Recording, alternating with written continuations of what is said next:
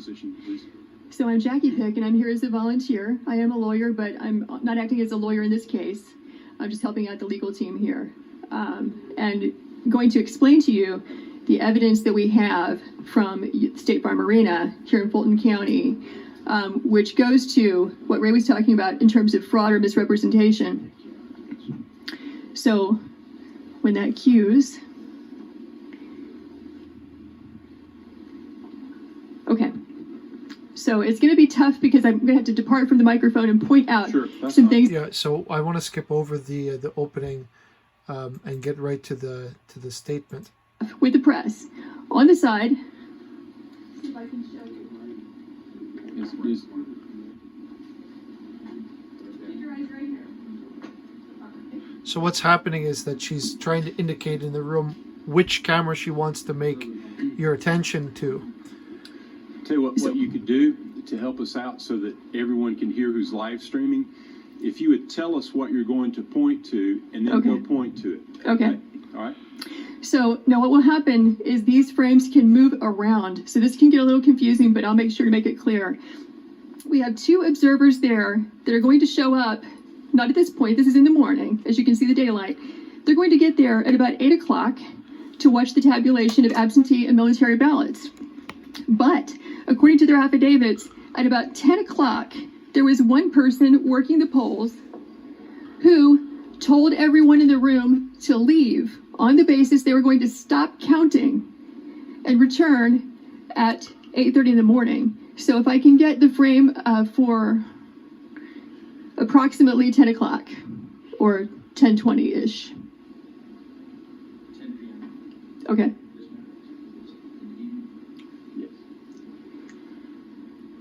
We'll have to come back to the morning for a different reason in just a second.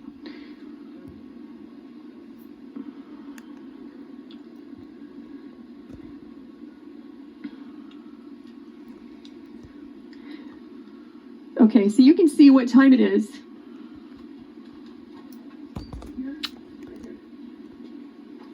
So we're at about 10 o'clock.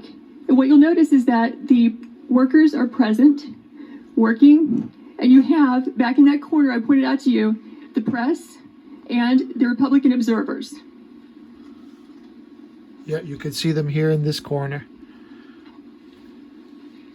So according to the witnesses, the Republican observers, there is a lady who has blonde braids who comes out to announce we're going to stop counting. Everyone go home. And in fact, we see that. What happens is everyone clears out, including the Republican observers and the press, but 4 people stay behind and continue counting and tabulating well into the night from that point, which is going to be about 10:25 when they all clear out, or 10:30.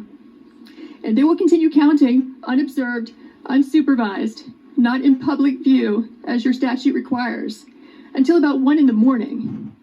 The reason we know this is because when our Republican observers were forced to leave, they went to the Central Tabulation Center and they got word from a news crew that in fact counting had continued. They have information that not everybody left according to plan and some people stayed behind. So this shocked them, so they returned back to State Farm Arena at about 1 o'clock in the morning, where they confirmed that in fact people had just left State Farm Arena in contravention of what they'd been told by the supervisors who are running this operation. So, okay, we're still at about 10 o'clock. Can you take us to about 10:25 so we can see the change? You're going to watch this place be busy and filled up to emptied at some time between 10:25 and 10:35, which is consistent with what the affidavits say.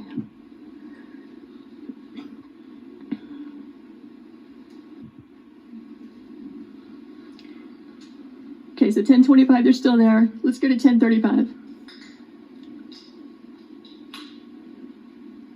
That's 10:34 and 6 seconds. 10:37. It takes it just a few minutes for the frames to actually catch up with it. There you go, with the time that you're seeing. So here you see it's all cleared out. We just went from 10:25 to 10:37. The place is a ghost town. This is where the people were vacated and told go home, come back at 8:30. We will now stop working and stop counting. But notice who stays behind. You have 4 people, consistent with our affidavits, who stayed behind. And so you'll see the lady in purple. You'll see 2 women in yellow in the back, which is where the scanners are there at the top right frame. And then the lady with the blonde braids also, who told everyone to leave. Those are the 4 people who will stay behind. Okay, if you're noticing, as I am in the bottom corner, that these people are still present, just wait, they'll be told to leave. Observers still there. I believe they're observers and or media. So the Republican observers said they were the last people to leave State Farm Arena, along with the Fox News crew, accepting those 4 people. There they go. They're leaving. So what you're going to see, look at the ladies in yellow.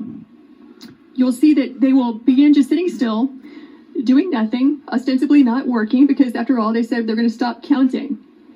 They will wait until the witnesses over there in that roped off area, the press and the observers, leave the room. Then you'll see them move into action and begin scanning ballots. Yeah, so no doubt in the top here of the screen, those 2 workers there, those are the phony ballot counters.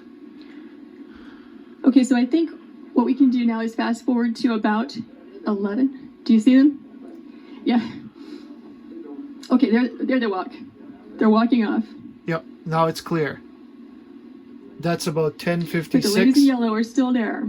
and 55 seconds. Yes, keep your eyes on the lady in purple Yep. and the 2 in yellow and the woman in the blue apron with blonde braids, because those are the people who stay behind. Well, there's still somebody there. Okay, so what you're going to see happen at about 11 o'clock is, once everyone is gone, coast is clear, they are going to pull ballots out from underneath a table. Yep. Watch this table.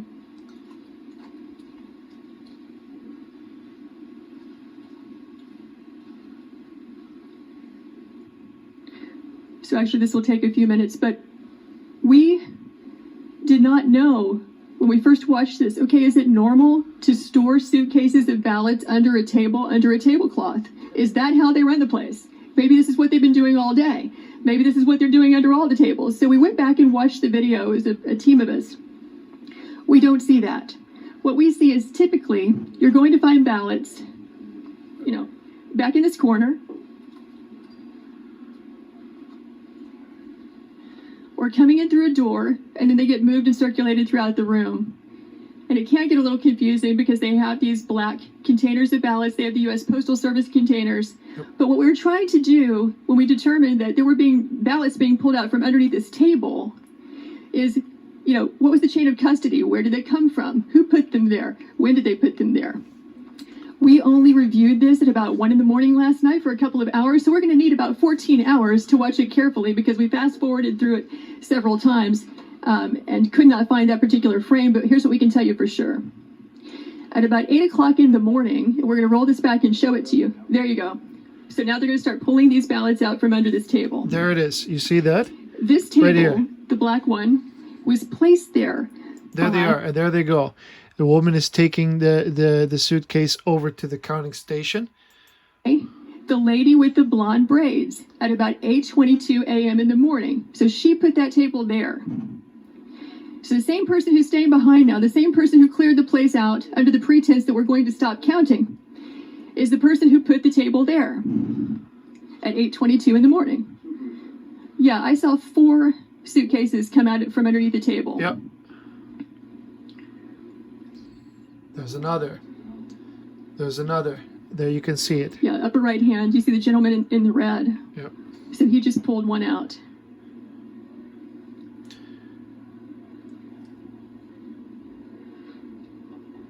So what are these ballots doing there, separate from all the other ballots?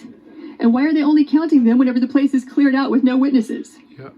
And they approximately hold question. 600 ballots per container. So these machines can process about 3,000 ballots an hour. You have multiple machines there, and they're there for 2 hours.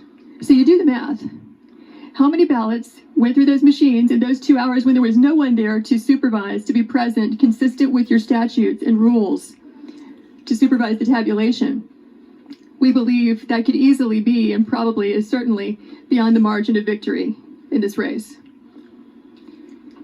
Because if it's only 3 scanners working for 2 hours, right, that's 18,000 ballots that went through.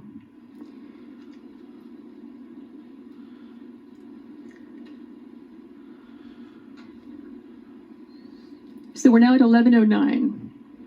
There were, in addition to the 4 workers that you see there were 2 other people who were bringing ballots in and out. The gentleman in red that you saw, and then a second person. I can't tell if it's a male or female based on their hair being pulled back in their mask, but in any event, that's 6 total people. And so if we were to sit here for the next 2 hours, what we would see is that this operation just goes on and on and on. They're scanning until about 12:55 in the morning. So we kept the video running. And, we can show you the people who gave us the affidavits reappearing at that time, just as they said, around 1 a.m. to find out, are they in fact counting after they told us they would stop working or not? And we will fast forward to that. But have you all seen as much as you'd like to see of what's happening here? I think so. I think you basically get the idea. Unless any member wants to see more. Or you have any questions? No, let's go ahead. Okay, so let's fast forward to about 12:55 in the morning. Okay, so now we're at 11:14. Now we're at 12:52.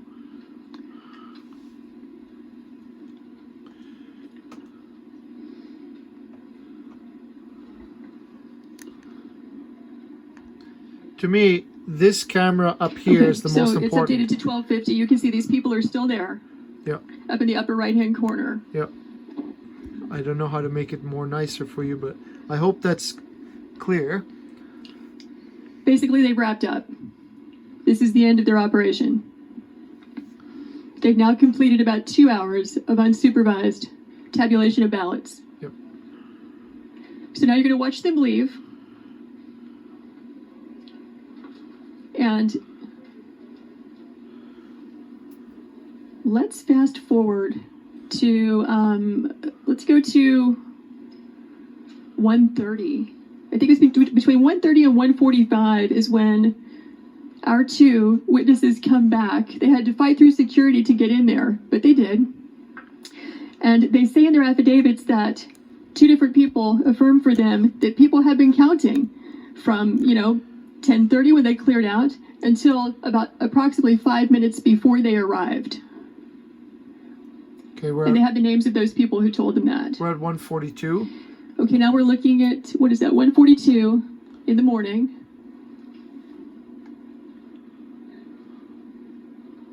So it looks like a cleaning crew coming in.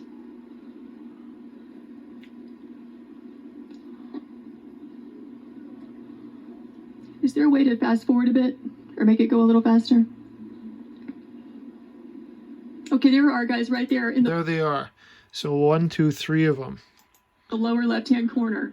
So they've now returned to State Farm Arena, having heard from the press that they had continued counting because they wanted to see for themselves if that was really happening, which was a complete contradiction to what they had been told by at least one person from Fulton County who's an employee.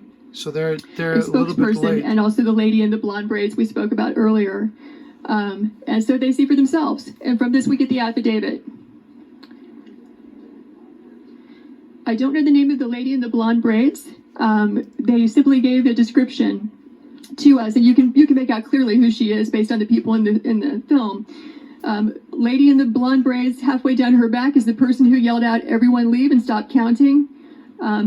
I believe Ms. Waller is the spokesperson for Fulton County Elections, who remained behind the other 2 people they don't have names for. They just said they were older women, and one of them had the name Ruby across her shirt somewhere. And that's as much as they know about who those people were. So our guys go in, they look around, they ask a few questions, and they leave. It is from their affidavits that we even knew to ask about this. And you might recall that the press reported there was like a supposed water break or water main break or pipe break or whatever, and that this was an excuse for people clearing out of State Farm Arena. It's not clear from the affidavits I saw whether or not that was the reason given by the election official or whether they gave any reason at all. They just said, stop, we're leaving, we'll be back at 8:30. Yeah. So I don't know if that was a play here or not. Okay, can we back up to 8:22 a.m. in the morning, same frames, because we wanted to know, when did that table get put there? Who put it there? When did the ballots get put there? Who put it there? Okay, so 8:21. You'll notice the table's not there at all. Here it comes. There's the table going in that we're talking about where the ballots were obscured. Yep. That lady who's moving it is the lady with the blonde braids. She's dressed differently in the morning, so it took us a while to figure out that's the same person that you see at night with the blue apron on, who's yelling for everyone to leave and who stays behind to help tabulate ballots after they've all left. So I can see that she's the one who chose to place that table there, close to the scanners. And so the video is still under review. We need to spend hours reviewing carefully how those ballots got there. But we can tell you that it appears to be an aberration from how the other ballots were handled in that room throughout that day. So that's the gist of it. Do you have any questions? Any questions? Senator Dean? Fulton County Chairman Rob Pitts testified in a committee earlier today that the water break occurred at 6:07 a.m. and was repaired by 12:07 a.m. 8:07, 2 hours, 6:07 until 8:07, and that the water main break did not disrupt the work of the whole room. That his example was that if we were counting ballots working in here and the water main break was in the back or the leak, that we would just simply move out of the way of the leak. But he testified this morning that the leak occurred at 6:07 and was repaired by 8:07 a.m. From what I'm seeing here, I don't see anybody moving around to avoid a leak. No. He did state that the leak was greatly exaggerated and that it was not like wiped out the whole place, but I just thought that might be. What's that? I mean, the water leak, according to the commission chairman, was at 6:07 a.m. I'm told that we have a video that it was a toilet leak and not a water main break. But Nope. I know that Mr. Pitt's name was mentioned in one of our affidavits, and our witness says that he was physically present in this room clear up until everyone was made to leave. So presumably, if he was in the room at the time, they made the announcement he would be a witness to that. He was one of the last to leave, but he did leave in front of our witnesses, before our witnesses. Yeah, there's one other question Yes. I would ask if I was at that hearing is, why wouldn't they stay? If I was one of the Republic counters, they'd have to beat me up in order to make me leave. Because if you're familiar with how the counters go and with the law, you know that you're required by law to keep counting until the end. And if somebody was diligent enough to stay, because it looks like the Republican counters wanted to stay, but then they eventually were persuaded to leave. But it wasn't a violent persuasion. It might have been something like intimidation that we don't see on camera. But they would have to physically remove me from the premises if I was a counter. And I don't know why more people didn't stand up like that and refuse to leave. Because in this situation, they would have been caught by the cameras in a physical altercation that would then be more evidence. Because as I understand it, even to get into the building, they had to fight with security, but we don't have camera footage of that. And if security was required to escort them from the premises, that's a beautiful violation to catch on tape. Senator Parent. Thank you. Thank you for being with us. we heard from the Secretary of State's office earlier, just a couple hours ago, that they've investigated this repeatedly, that they had a monitor on site the entire time. And frankly, this has been debunked for weeks by our Secretary of State's office. I doubt he's What seen the video. evidence? Then I think the courts will probably be able to handle this once you present your evidence to them. As I'm aware, there have been about 40 lawsuits dismissed already. And according to the law of the state of Georgia, we do not have the power to submit alternate electors. The provision in the law is quite clear at 21-501F. Is there a question? Senator, Senator, we'll ask questions. We'll have a time for statements at the conclusion. If we- Yeah, my question is, since this has been debunked repeatedly, what evidence can you give to us that counters what our elections officials have presented us with only an hour ago? You just saw it. Your officials need to watch the video. What about the fact that they say that they had a monitor there the entire time? I can't speak for them. Well, thank you. They did not have the video. They said they had a monitor the whole time. You're Okay. looking at the room. There's no Secretary of State. Then maybe we should invite them back in. I hate that they skipped over that All part. right, well, we need, Okay, so I just wanted that. Yeah, my question is, since this has been debunked repeatedly, what evidence can you give to us that counters what our elections officials have presented us with only an hour ago? You just saw it. Okay, so I want to make it clear that it's impossible for this thing to be debunked. And I know that because empirically I can speak to it. This is a lawyer presenting the case, and she is not fully intimate with the details of this surveillance video.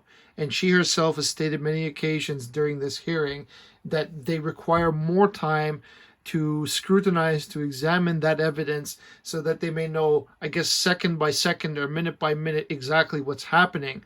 And it takes time. What this woman is saying is that it's already debunked, although she's not even willing to admit that this is new evidence that's being admitted, to which the lawyer, the lady witness replies, they haven't watched the video. And how can it be debunked? Like this is new evidence. So Your officials need to watch the video. see, What about the fact that they say that they had a monitor there the entire time? I can't speak for them. Well, thank you. They did not have the video. They said they had a monitor the whole time. You're Okay. looking at the room. yeah, you see. Then maybe we should So invite them you back in. if you All right, well, see how the way she's behaving is very unprofessional for somebody who is on the committee, let's say. And I don't understand what's with her attitude for. Yeah, my question is, since this has been debunked repeatedly, what evidence can you give to us that counters what our elections officials have presented us with only an hour ago? You just saw it. Yep. Your officials need to watch the video.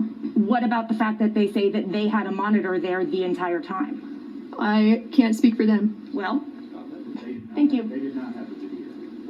They said they had a monitor the whole time. You're Okay. looking at the room. There's no Secretary of State. Then maybe we should invite them back in. All right, well, Notice this person is behaving hysterically and highly emotionally. I don't understand it.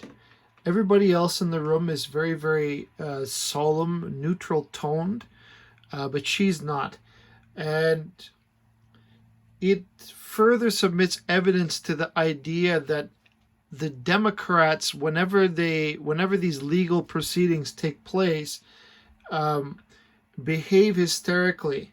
My previous video of C.A. Johnson has very similar characteristics of when they bring a qualified official comes before the panel. Like the witness is a lawyer under the penalty of perjury, in a sworn affidavit, which presents evidence that's a surveillance feeling. You get the sense that in the court of law, this is a slam dunk. This is direct evidence of wrongdoing right in front of your eyes on 4 different cameras. So the fact that this individual is acting hysterical is very suspicious to me. Why on earth would you be behaving in that manner? First, she opens with what you could classify as statement, not a question. This body is required to make questions at this time, so she doesn't follow the rules. She makes a broad statement dismissing the case out of hand, dismissing the evidence out of hand, and dismissing the testimony of the witness out of hand. So, I mean, you couldn't ask for more unprofessional behavior. At least keep yourself calm until, or submit a question that's coherent and valid, rather than you're making a bunch of statements about nonsense. The way that accounting for their emotional state, to me, psychologically doesn't make sense. If you've got nothing to hide, you're calm, you're relaxed. And if you're a good liar, you're calm and relaxed because you've studied how to lie. And this person is behaving as guilty as it gets. Like, it's already done. There's nothing to see here. This witness is lying. Blah blah blah blah. She never say she's lying, but she implied that the lawyer is lying, and you cannot see the evidence in front of your eyes. Well, they need to do that. And behave oddly. What number are you? Number 1. Like, this isn't a high school. I just have 2 questions just to try to follow through and understand this a little better. Thank you for presenting this. Get a little closer to it. Okay, is that better? Thank you again for being here. Thank you. So, I want to conclude that this video by making that statement to say that most of the time, she's giving her testimony. It's disregarded. There's some questions, a couple of representatives, maybe 3, that really I can see that they're impressed by the testimony and that they will probably believe what's happening here. But there's another 3 or 4 that came forward later on that basically said, her testimony is illegitimate. And I don't know what to tell you. It's hard to make a video very concise and short enough for your attention to engage and to see the key points of the testimony. But the problem is that because they're required to condense their testimony so much, the whole thing is very important to capture, so to speak. And I wish that I could condense them down more, but really there's nothing that can be done. So, what is your opinion? You can say it openly. I think that the behavior is very suspicious. That kind of immediate dismissal of evidence is indicative of a person who is not, I want to say honest, but that is, I guess you could say, deliberately ignorant. Or maybe that representative knows that it's fraud and is offended that the scheme is being undermined and questioned now, and does her best to undermine the statement of the witness and the evidence presented at this hearing. And that's why she's taken aback, because she doesn't understand that they could be engaged in the debate, essentially proving with affidavit and I guess the court hearing, with the evidence all submitted, that any reasonable judge could prosecute based on what you saw there. And that's only a clipping of the entire surveillance feed. It's just a few moments, key aspects and elements that are taken out for the highlight reel. So I can say that before I didn't feel very confident for Trump because I've watched many of these panels gathering, and every time it's, I guess you could say, Democratic representatives that are trying to shut it down, intimidate the witness, dismiss the witness out of hand, dismiss evidence, testimony, affidavits out of hand.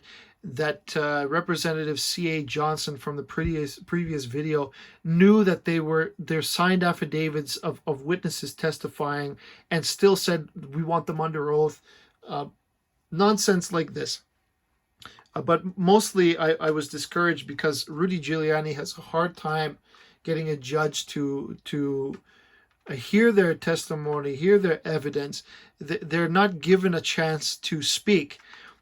So the Senate hearing, Giuliani basically thanked the whole panel for allowing them to be heard, which is really, really, for me, I felt at the beginning like they wouldn't have any momentum going forward to actually present their cases, and they'd be shut down, and Biden would have been verified before they could do anything, and they'd be immobilized. But I'm thinking now that if they cannot win by judiciary means, that they have to go to Congress and supersede the electorate college by getting a vote for the president or vice president for either state. And either way, I really hope that the litigation succeeds, because that will be the right thing that should happen. I look at that as if you had to break down the wall at your back tactic. It should be the last thing considered. But I do believe that if the electorate college votes, that the vote will be corrupted without a doubt. And if that occurs, it'll be because the judiciary system, for the most part, failed. That these witnesses weren't permitted to testify and evidence wasn't taken into consideration. That judges were bought and supported the Democrat cause and pushed the election through, even with ample evidence and testimony that they would disregard it. So I think we're getting closer and closer to the cutoff date, the 14th, I think, and we will see what will happen. So thank you for watching, and goodbye.